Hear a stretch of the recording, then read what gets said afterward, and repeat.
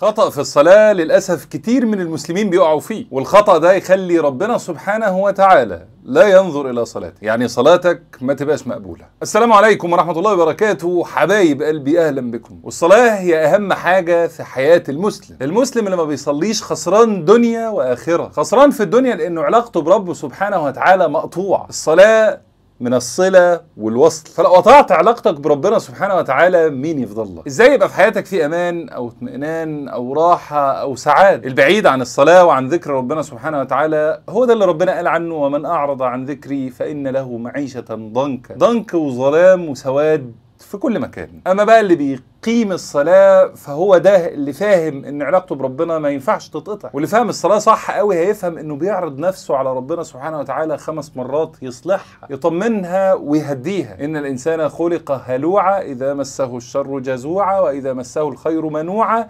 الا المصلين. هم دول اللي عايشين في هدوء واطمئنان وراحة. تخيل لو جهاز بيتعرض على اللي صنعه 5 مرات كل يوم يصلحه وينظفه ويوضبه ويظبطه، يعطل ده ابدا؟ مستحيل. يجي هنا السؤال اللي نبت في دماغ ناس كتير من اللي سمعاني دلوقتي: انه يا امير على فكرة انا بصلي ومش حاسس بالحاجات اللي انت بتقولها دي. هنا هتبقى المشكلة مش في الصلاة، ولكن المشكلة في صلاتك انت، لانها بقت صلاة مقتطعة ومجتزأة من سياقها اللي المفروض تبقى فيه. مجرد حاجة في وسط اليوم بنعملها اوتوماتيك كده زي اي حاجة تانية بنعملها، ما فيهاش محاولة تركيز وخشوع وقرب، ولكن بنخلص منها عشان نشوف ورانا ايه. فعشان كده نصيحتي الاولانيه اللي خدها مني قبل ما اقول لك ايه الخطا اللي كتير مننا بيقع فيه، هو انك قبل ما تخش صلاتك لازم تجهز نفسك انك هتقف بين يدي الله عشان تطلب وتشتكي، وانت اللي عارف انت محتاج تطلب ايه وتشتكي من ايه، وباذن الله ربنا سبحانه وتعالى هيديهم لك. فحاول تمسك ريموت قلبك كده وتسكت الدنيا قبل ما تخش في الصلاه، وهتفاجئ ساعتها انك لما خرجت منها كل الدوشه دي اترتبت وبقت الدنيا هاديه وجميله،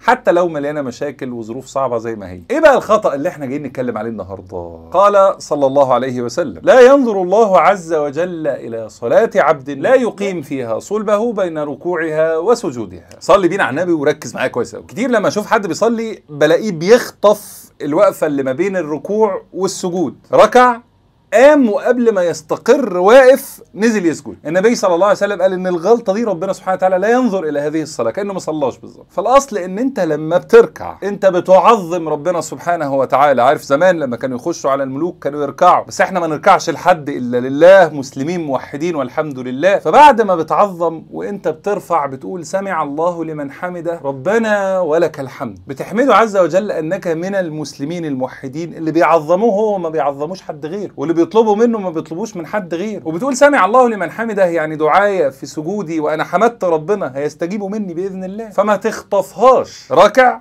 يبقى تقوم تقف مظبوط مستقيم وتقول: سمع الله لمن حمده ربنا ولك الحمد. خلصت ابدأ اتحرك ناحية سجودك. يا اخي والله خشوعك بس في القول ده: سمع الله لمن حمده ربنا ولك الحمد، كافي ان صلاتك تختلف تماما. والا لا ينظر الله الى صلاه عبد لا يقيم صلبه بين ركوعها وسجودها. تمام. ولو انا يا السيدات والساده ينتهي الفيديو بتاعنا النهارده. قبل ما تمشي ما تنساش تعمل لايك للفيديو، لايك لصفحه الفيسبوك، سبسكرايب على اليوتيوب، وفولو على الانستجرام، شير في الخير والدار على خير كفاعله. اما لو حابب تدعمني على باتريون فلينك دعم في الكومنت على الفيسبوك او الكومنت على اليوتيوب في الديسكربشن على اليوتيوب. انا بحبكم في الله، اشوفكم بكره باذن الله. تابعوا هاشتاج الساعه 7 تلاقي كل الفيديوهات. وكان معكم امير منير، والسلام عليكم ورحمه الله وبركاته.